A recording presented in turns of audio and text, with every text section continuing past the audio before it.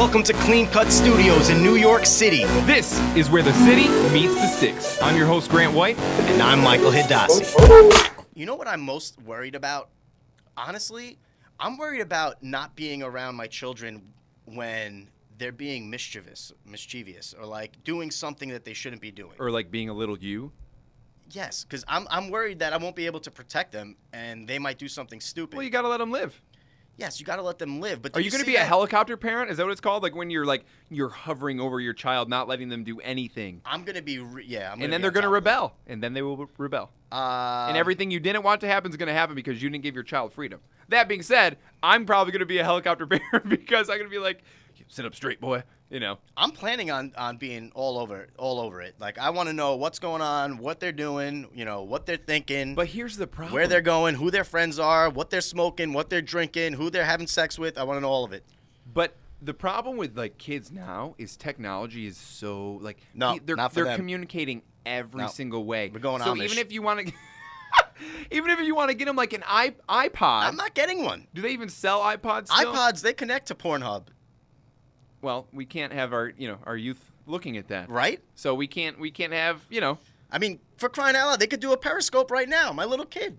Or they you know what they could do? They could try and climb on a damn dresser and have it fall on their heads. Did you see that? Did you just see that video? Yeah, what's wrong with these kids? Where's the parents?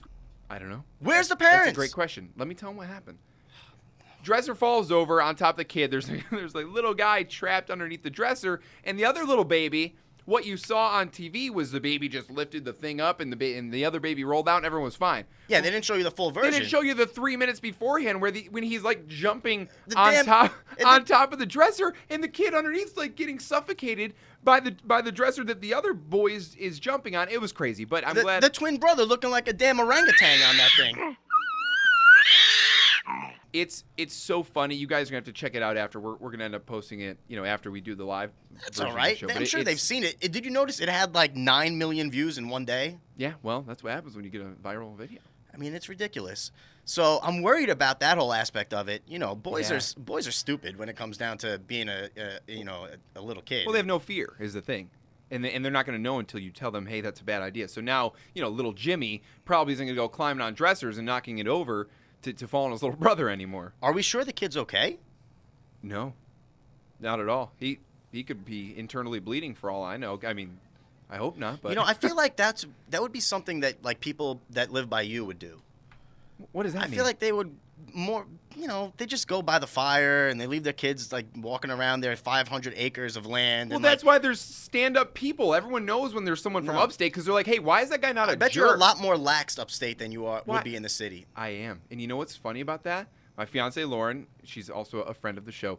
She notices a difference when I'm home upstate because I'm just more relaxed. When I'm in the city, I'm more uptight. I really am. You're terrible. This city makes you more. What do you mean? You're the most uptight person I know. You run around the studio at work like there's a freaking Chinese fire drill. Well, sometimes you have to. When you got to get stuff done on a timeline, you got to be very, let's go. You can't be just like. No, you don't have to physically get up and run around. You just have to do your work in a timely manner. Did you see that video? I don't understand what's wrong with you. You know what it is? I think it's part of maturing. You have a lot of maturing to do. You look at cat videos for 3 hours while I'm working at work. I'm finding videos for our show. No, you're not. You're finding for pure pleasure. But you did find the babies. Thank you. Which was awesome, which brings it all back home. And that's why we're talking about it right now. So I think we have a good relationship. But that other one you saw too. Yeah, the other one with these babies on center court at the Heat game doing this little baby race. The one baby almost won. And then it cries like a little...